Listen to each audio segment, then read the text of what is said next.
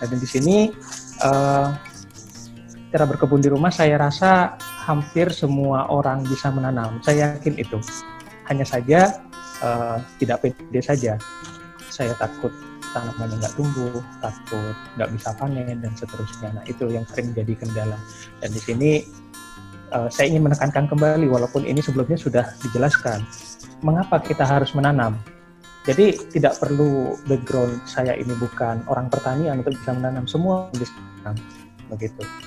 Nah di sini tadi Bapak Dudung menjelaskan bahwa ya dengan menanam kita bisa memenuhi kebutuhan gizi keluarga. Kemudian Ibu Fitria juga menjelaskan bahwa ketahanan pangan juga akan terjaga.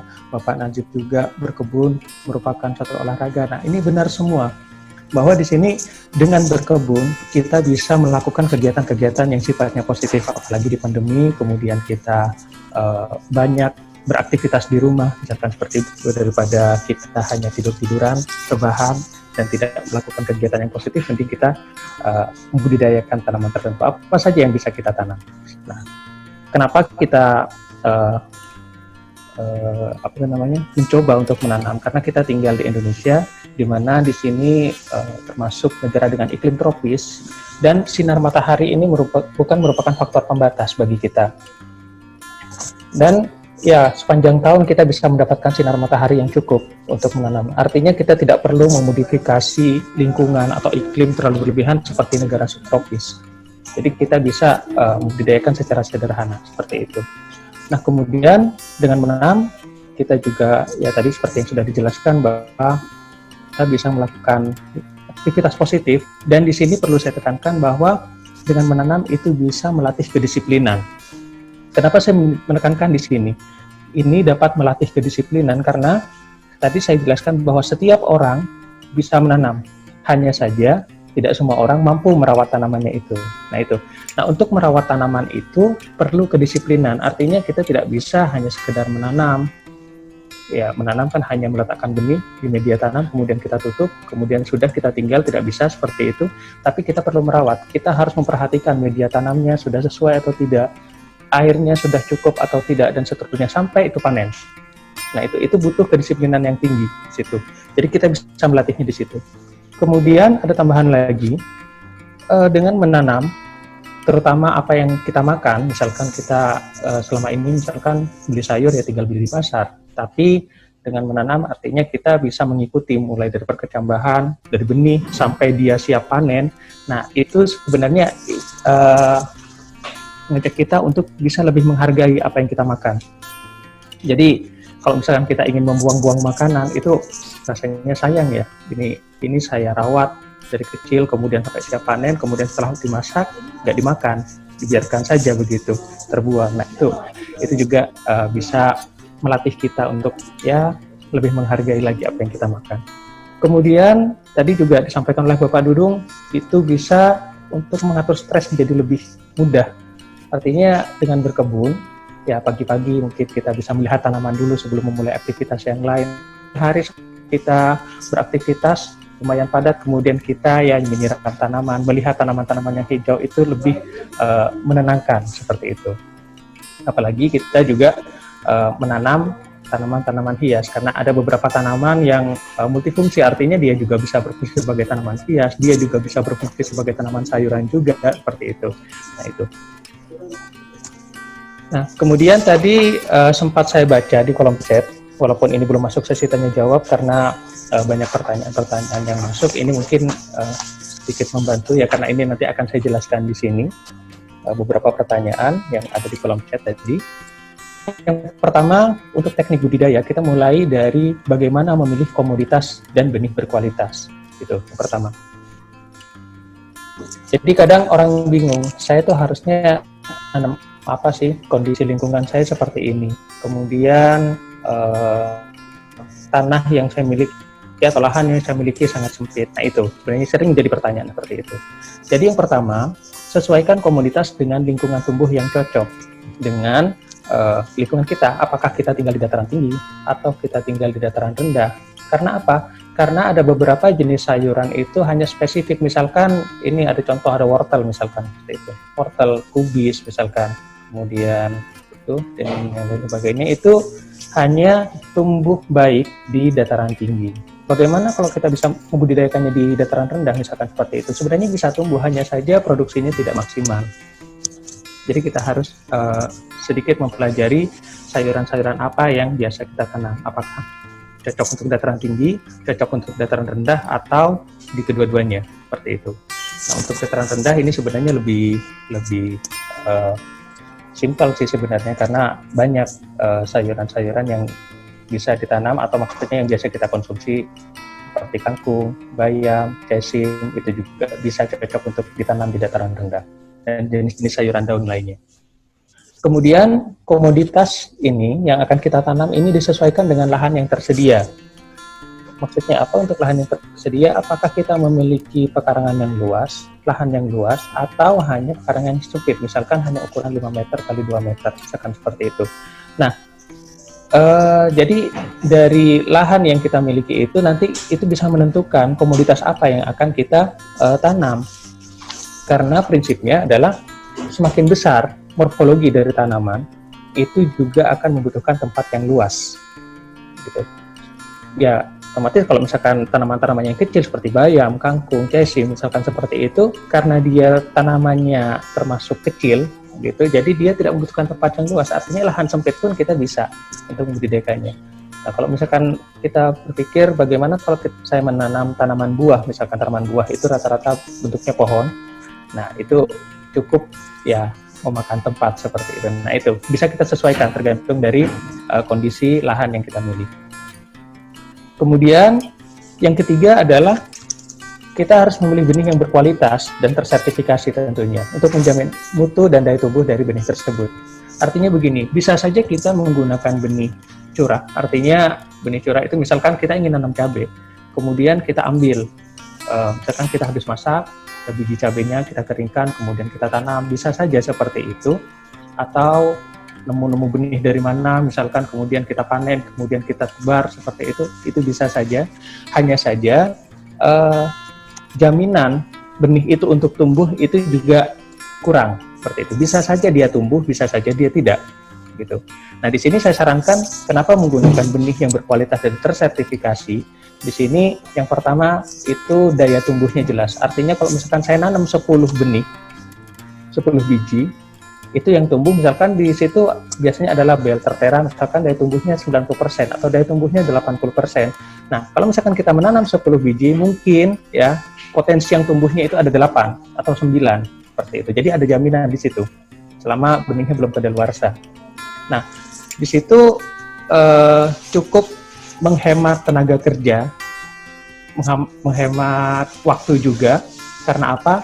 Kalau misalkan kita menanam benih yang jelek, kita tanam, kita semai, kemudian kita siram tiap hari, kita tunggu selama 1 minggu, kita tunggu 2 minggu, ternyata benihnya tidak ada yang tumbuh seperti itu. Nah itu kan sepertinya sudah membuang-buang waktu kita seperti itu. Beda kalau misalkan kita sudah menanam benih yang bagus, kita tanam, minggu depannya sudah mulai bermunculan bibitnya, jambahnya seperti itu. Nah itu, jadi pastikan benih yang digunakan adalah benih yang bagus. Kemudian nanti ada perlakuan pratanam yang nanti akan saya jelaskan di slide berikutnya. Jadi ada faktor-faktor penting dalam budidaya tanaman yang perlu kita lihat ya. Yang pertama adalah penyinaran yang cukup. Tadi ada beberapa pertanyaan juga, bagaimana kalau misalkan tempat saya ternaungi, bisa tidak menanam komoditas tertentu di tempat yang tidak mendapatkan sinar matahari yang cukup seperti itu.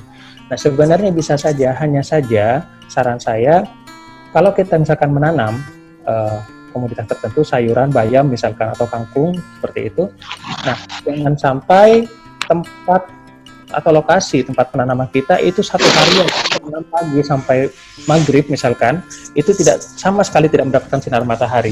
Itu kurang bagus untuk pertumbuhan tanaman.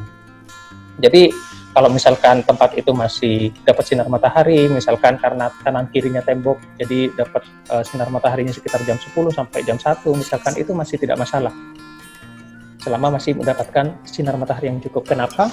Karena sinar matahari ini memang dibutuhkan untuk oleh tanaman untuk melakukan proses fotosintesis. Nah, di sini proses fotosintesis itu merupakan poin penting untuk tanaman itu untuk melakukan metabolisme selanjutnya. Di situ menghasilkan karbohidrat, karbohidrat kemudian dipakai untuk yang lainnya, untuk proses pertumbuhan, irigasi dan sebagainya. Nah, itu. Jadi di situ poin pentingnya di penyinaran sinar matahari. Kemudian yang kedua, kita pastikan media tanamnya itu subur. Kalau misalkan ini konvensional, jadi misalkan kita menggunakan tanah, pastikan tanahnya itu subur. Kalau misalkan kita tidak yakin tanah itu subur atau tidak, kita bisa mencampurnya dengan pupuk kandang. Seperti itu. Nah, nanti akan kita jelaskan lagi di slide berikutnya. Kemudian yang ketiga adalah penyiraman. Pasti yang namanya tanaman itu membutuhkan air. Walaupun dia toleran terhadap kekeringan, tapi tidak bisa serta-merta kita membiarkan dia kekeringan terus-menerus, pasti akan mati. Jadi penyiraman itu sangat dibutuhkan di sini. Jadi ya tadi seperti yang saya jelaskan bahwa penyiraman teratur itu sangat penting untuk pertumbuhan tanaman. Terutama pada saat awal-awal pertumbuhan, ketika dia masih benih, dia sangat membutuhkan air untuk proses perkecambahannya itu. Jadi perubahan dari benih, kemudian dia berkecambah menjadi bibit, itu sangat membutuhkan air. Kemudian yang keempat, yaitu adalah pengendalian hama atau penyakit. Nah, di sini pengendalian hama, kalau misalkan kita menanam di rumah, di halaman rumah, saya rasa untuk hama dan penyakitnya itu tidak terlalu signifikan seperti kita menanam di lahan terbuka, begitu. Hanya saja ada beberapa pengecualian, misalkan kita memelihara ayam, nah itu juga perlu dijaga, perlu dipagar. Kalau tidak, benih-benih yang muncul itu akan menjadi pakan ayam di situ. Kemudian walaupun di situ ada kutu putih, ada belalang, kalau misalkan jumlahnya tidak signifikan, ya kita bisa mengendalikannya secara manual. Kalau misalkan sudah agak banyak, baru kita bisa menggunakan pestisida. Cuma jenis pestisida, cara pemberian, jenisnya perlu kita perhatikan. Karena apa? Karena kalau misalkan kita menanam tanaman-tanaman semusim yang umurnya hanya 1 bulan, itu ketika kita menyemprotkan pestisida, itu bisa saja residunya masih tertinggal pada saat kita konsumsi, seperti yang dijelaskan oleh pemateri sebelumnya. Nah, di sini bagaimana sih supaya kita bisa membudidayakan tanaman dengan baik? Nah, ini di sini sebenarnya ini langkah-langkah umum teknik budidaya tanaman. Yang pertama adalah persemaian. Karena ada beberapa jenis tanaman tertentu itu harus disemai untuk menjamin keseragaman tumbuhnya. Kemudian persiapan lahan atau media tanam. Media tanamnya bisa menggunakan media tanah atau tanah campuran dengan pupuk kandang. Atau kalau misalkan kita ingin membudidayakan secara hidroponik, kita bisa menginstalasi tempatnya, wadahnya untuk hidroponik. Dan di sini ada foto hidroponik yang paling sederhana. Jadi hanya menggunakan wadah. Kemudian di situ ada ya gelas-gelas plastik ya, pengganti dari net pot gitu. Kemudian perawatan, kemudian panen. Nah, ini akan saya jelaskan satu persatu. Mulai dari persemaian. Nah, kenapa tanaman itu dilakukan persemaian? Artinya tidak semua tanaman itu harus disemai, tidak. Tapi kalau misalkan kita ingin menanam sayuran, sayuran itu biasanya benihnya sangat kecil, kecuali kangkung masih agak besar. Nah, ini untuk memudahkan perawatan bibit. Kalau misalkan kita langsung menaburkan benih tadi di polybag yang besar atau langsung di tanah, bukan seperti itu, bisa jadi benih-benih tadi, kalau misalkan terjadi hujan atau saat kita menyiram, bisa saja benih itu akan terbawa air. Kemudian bisa saja tumbuh, tapi tidak tumbuh di tempat yang kita sediakan, tumbuh di tempat yang lain, seperti itu. Beda halnya kalau misalkan kita menyemai terlebih dahulu. Persemaian, kita bisa menggunakan polybag kecil, kita bisa menggunakan tray semai, seperti yang terlihat pada slide ini. Nah, di sini kita bisa mengatur benihnya itu, ya misalkan satu lubang itu ada 1 atau 2 benih yang kita tanam. Gitu. Kemudian kita letakkan dengan media tanam yang poros tentunya, bisa menggunakan kompos atau menggunakan kompos dengan campuran arang sekam. Yang penting media tadi masih bisa menahan air dan tidak padat juga. Nah, itu. Kemudian ini fungsi dari persemaian itu adalah untuk memastikan tanaman tumbuh dengan seragam. Artinya ketika kita menyemai, kita bisa melihat benih mana yang tidak tumbuh. Ada lubang-lubang tertentu mungkin yang tidak tumbuh, seperti itu. Nah, itu. Nah, berarti di situ mungkin benihnya yang jelek. Nah, dengan disemai terlebih dahulu, ketika dia sudah berkecambah muncul 2 daun atau ya masih daun lembaga seperti ini, seperti yang terlihat pada gambar, nah kita bisa melihat benih-benih yang bagus itu yang mana. Dan ketika sudah muncul daun sejati, kita bisa memindahkan ke tempat di mana kita nanti akan menanam, boleh ke polybag yang lebih besar atau misalkan ke lahan yang kita miliki. Nah, itu akan lebih mudah untuk perawatannya dibandingkan kalau misalkan kita langsung menabur benihnya langsung di lahan. Kita tidak bisa melihat sebenarnya benihnya itu tidak tumbuh atau dia hilang tercuci seperti itu. Kemudian meminimalisir kegagalan pertambahan benih. Seperti yang saya jelaskan tadi bahwa benih itu ketika dia ingin berkecambah, dia itu sangat membutuhkan air karena proses pertama dalam proses perkecambahan itu adalah imbibisi air. Nah, kalau misalkan air yang kita berikan itu kurang, karena kita mungkin langsung menanam di lahan yang agak luas, kita menyiramnya sekadarnya, kemudian cuaca lagi terik sehingga airnya akan menguap, maka benih itu akan gagal untuk berkecambah. Beda halnya kalau misalkan kita menyemai terlebih dahulu, karena ini di tempat yang lebih sempit, misalkan, sehingga kita bisa memantau bagaimana air itu bagaimana media itu supaya tidak kekeringan. Tuh. Nah ini, jadi boleh bebas saja. Apa saja yang bisa kita pakai untuk media semai, bisa nampan, bisa tray atau polybag, atau kalau misalkan punya wadah-wadah bekas plastik yang tidak terpakai boleh dipakai seperti itu. Jadi tujuannya di sini juga untuk meminimalisir sampah sih. Kenapa saya bilang kita bisa menggunakan media-media atau wadah-wadah bekas. Nah ini seperti ini. Jadi kalau misalkan kita memiliki lahan yang terbatas atau tidak memungkinkan untuk langsung ditanam di tanah. Karena apa? Karena mungkin bawahnya sudah di paving block, sudah tidak ada tanah lagi, atau sudah di semen, misalkan seperti itu. Nah, kita bisa menggunakan pot atau polybag untuk penanaman. Dan di sini dilakukan bagi yang memiliki lahan terbatas, kita bisa mengaturnya dengan sistem vertikultur, artinya bisa disusun ke atas. Kita bikin rak, kemudian diatur agak ke atas, begitu. Ini untuk lahan-lahan yang sempit. Kita bisa memodifikasi seperti itu. Kemudian, seperti yang saya jelaskan tadi, dia dapat menggunakan wadah-wadah bekas yang tidak terpakai. Misalkan ibu-ibu punya wadah bekas minyak goreng isi ulang, misalkan ada plastiknya, dipotong rapi bagian atasnya, kemudian dilubangin bagian bawahnya diisi media, kita bisa pakai dia sebagai wadah bertanaman. Atau punya keranjang bekas, atau misalkan wadah-wadah plastik yang lainnya, botol-botol bekas, misalkan daripada dibuang, mengotori lingkungan, lebih baik kita manfaatkan seperti itu. Nah, kemudian poin berikutnya adalah menjaga kesuburan tanah atau media tanam. Kita berbicaranya yang pertama ini untuk yang konvensional terlebih dahulu. Mana pemupukan ini sebenarnya menyediakan unsur hara yang dibutuhkan oleh tanaman yang tidak mampu disediakan oleh media tanam atau tanah tersebut. Dan kita bisa ada dua pilihan, apakah kita menggunakan pupuk anorganik atau yang kita kenal dengan pupuk kimia.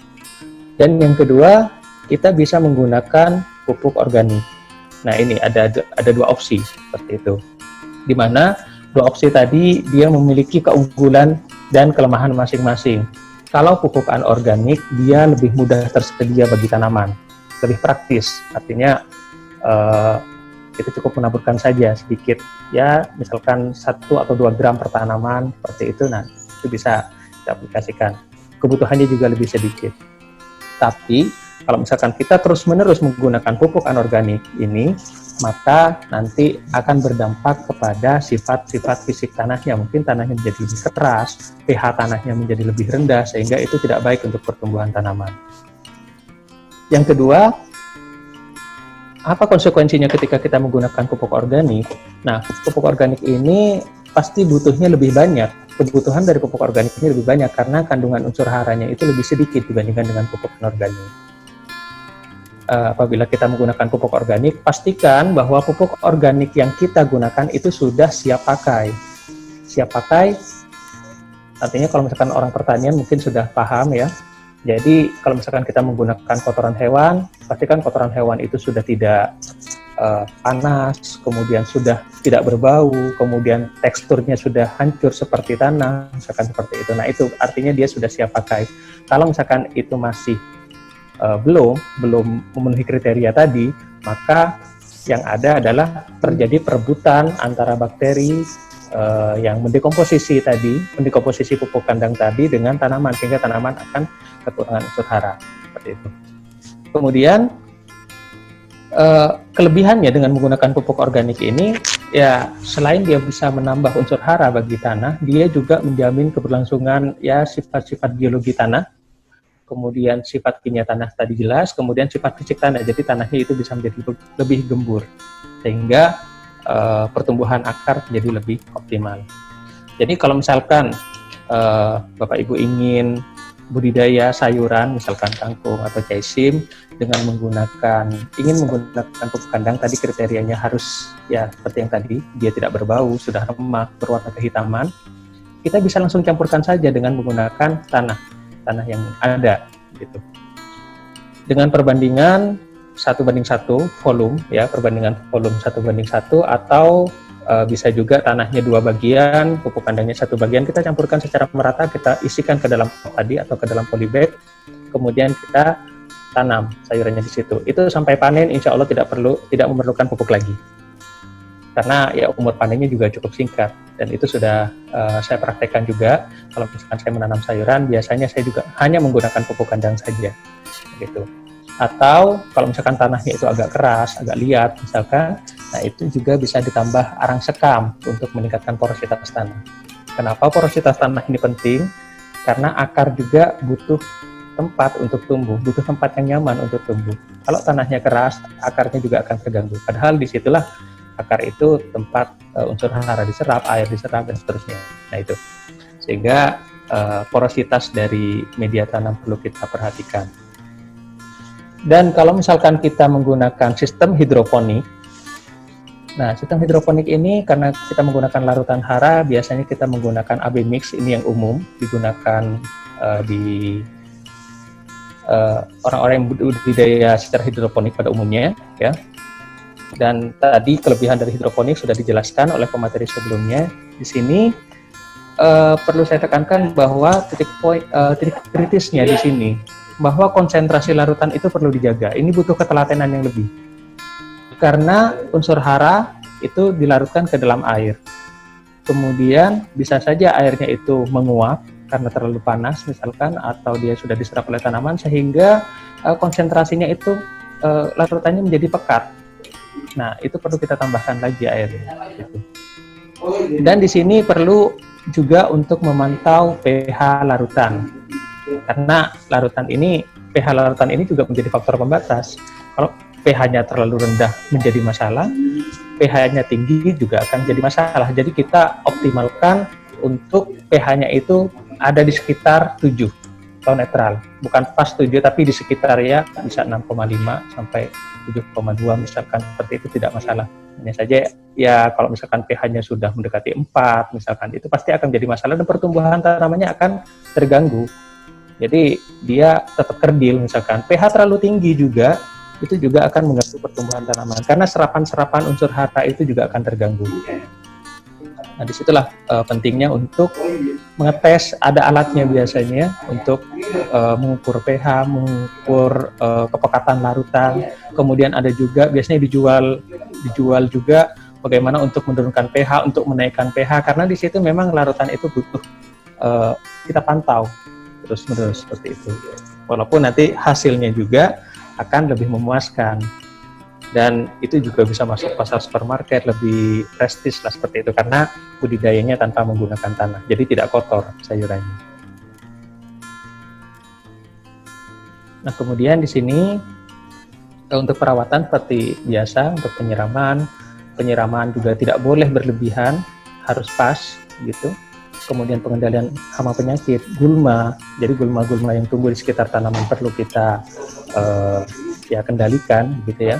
Kemudian penggemburan tanah, bisa jadi tanah pada saat awal gembur, kemudian setelah kita siram terus menerus, kemudian tanahnya itu memadat, nah itu juga akan mengganggu pertumbuhan akar, perlu kita gemburkan lagi dengan catatan tidak merusak akar. Kemudian pengecekan pH larutan untuk hidroponik, dan menjaga intensitas cahaya. Nah, di sini intensitas cahaya maksudnya ya jangan sampai kita meletakkan tanaman itu di tempat yang ternaungi sepanjang hari. Nanti dia pertumbuhannya tidak akan normal. Nah, kemudian di sini Bagaimana alternatifnya kalau misalkan kita tidak ingin menggunakan pestisida kimia? Kita bisa menggunakan bahan-bahan yang ada di sekitar kita untuk mengendalikan hama pada tanaman. Misalkan saya nanam cabai, saya nanam tomat, kemudian di situ banyak kutu putihnya mungkin karena cuacanya yang panas, kemudian lembab, di situ tempat yang paling nyaman untuk kutu putih untuk berkembang biak. Nah, kemudian saya tidak ingin menggunakan pestisida kimia. Kenapa? Karena tadi residunya juga akan berbahaya mungkin kalau misalkan terkonsumsi oleh kita. Kita bisa menggunakan bahan-bahan dapur, misalkan bawang putih yang umum. Ini pasti ibu-ibu sudah tahu bawang putih. Ini juga bisa digunakan untuk pestisida nabati. Jadi caranya juga cukup gampang. Misalkan kita ambil 5 siung bawang putih, campurkan dengan 1 liter air, kita diamkan dulu selama kurang lebih 6 jam, kemudian kita saring, kemudian bisa kita semprotkan. Insya Allah itu bisa manjur untuk mengatasi hama-hama yang ditemukan. Perlu kita pertimbangkan juga ambang ekonomis. Ambang ekonomis ini artinya kerusakan yang ditimbulkan oleh hama tadi. Jadi yang namanya ekosistem itu pasti ada rantai makanan. Artinya kalau kita misalkan menanam sayuran, pasti di situ misalkan ditemukan belalang atau ulat. Kalau jumlahnya hanya 1 kita temukan, artinya tidak merusak dan tidak merugikan secara ekonomis, sepertinya kita tidak perlu menyemprot, artinya masih kita bisa kendalikan secara manual, seperti itu. Jadi ya intinya tidak perlu berlebihan atau panik berlebihan ketika kita melihat serangga ada di tanaman kita, karena kita tinggal ya yang namanya ekosistem, ada faktor biotik, ada faktor abiotik, seperti itu. Nah itu semuanya akan saling berhubungan satu sama lain, pasti di situ ditemukan serangga-serangga. Ya tadi perhatikan tingkat kerusakannya. Kalau misalkan ada ulat 1 dan itu tidak terlalu merusak, ya kita buang saja ulatnya, tidak perlu kita menyemprotkan pestisida ke situ. Nanti untuk lebih detailnya mungkin bisa ditanyakan di sesi tanya jawab. Kemudian mengatur waktu panen. Nah, kenapa mengatur waktu panen itu penting? Kita asumsikan sayuran yang kita tanam itu untuk dijual atau minimal dikonsumsi sendiri minimal. Kalau misalkan panennya serempak, kita tanam sekian puluh polybag, kemudian kita tanam serempak, kemudian asumsinya kita ingin mengonsumsi sendiri, ya kan, seperti itu. Ternyata panennya juga serempak, akhirnya kebanyakan akhirnya bingung mau diapain sayurnya itu. Nah, bagaimana untuk mengatasinya? Atau misalkan kita ingin menjual, sekarang kita bisa mensuplai ke pasar, baik pasar tradisional maupun supermarket, kita bisa menyuplai seperti itu. Kemudian besoknya atau minggu depannya sudah kosong stoknya. Nah itu yang perlu kita perhatikan lagi. Karena apa? Karena selain kualitas dan kuantitas, kontinuitas itu juga penting.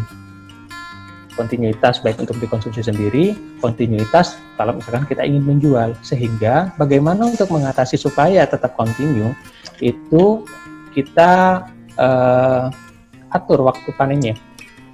Misalkan gampangnya seperti ini, kita ingin menanam sayuran-sayuran daun yang umurnya 1 bulan, kita bisa membagi lahan yang kita miliki atau polybag yang kita miliki, penanamannya itu misalkan sekian dibagi 4, sekian ditanam minggu ini, minggu depannya ditanam lagi, minggu depannya ada yang ditanam lagi, sehingga ketika panen, yang tanaman pertama dipanen, kita bisa langsung menanam, minggu depannya masih ada yang bisa kita panen. Dari yang mana? Dari yang ditanam seminggu setelahnya. Nah itu. Jadi kita bisa mengatur seperti itu. Ada juga pengaturan cara panen. Nah, jadi untuk komoditas tertentu seperti kangkung, bayam, itu bisa dipanen berulang. Artinya kita tidak perlu menanam lagi. Kalau kita punya kangkung, tanaman kangkung, jangan dicabut panennya. Dipetik saja bagian yang ingin dimakan. Toh kalau misalkan kita mencabut, pasti ada bagian-bagian yang dibuang. Biasanya ibu-ibu yang memilah-milah. Ada yang dibuang, kemudian ada yang dimakan. Nah, saran saya, kalau misalkan ingin dikonsumsi sendiri, petik saja bagian yang ingin dimakan, biarkan sisanya tetap ada di polybagnya atau di potnya. Nanti dia akan tumbuh cabang lagi, sehingga kita bisa panen lagi minggu depannya atau 2 minggu lagi. Gitu. Nah, itu jadi kita bisa mengakali seperti itu. Dan yang terpenting adalah di sini berani untuk mencoba. Jadi jangan ada kekhawatiran yang berlebihan. Karena apa? Karena yang namanya menanam saya menyampaikan seperti ini, tapi kalau tidak dipraktekkan itu juga akan sia-sia. Kita juga akan tahu kendala-kendala yang kita hadapi di lapangan ketika kita sudah mulai praktek. Mungkin kita menanam awal kok nggak tumbuh ya, kok tanamannya seperti ini. Pasti kita akan berpikir kenapa ini jadi seperti ini, begitu. Nah akhirnya kita akan mencoba lagi sampai kemudian nanti kita akan ahli dengan sendirinya, walaupun bukan sarjana pertanian, seperti itu. Jadi intinya di situ adalah praktek. Jadi jangan takut untuk memulai, coba saja. Ya insya Allah mudah-mudahan nanti dengan terus dicoba, insya Allah nanti hasilnya akan lebih maksimal dan syukur-syukur kita bisa menambah penghasilan dengan iseng-iseng menanam di pekarangan yang nanti mungkin akan disampaikan oleh pemateri yang lain. Baik, demikian saja untuk materi dari saya. Terima kasih. Saya kembalikan ke moderator.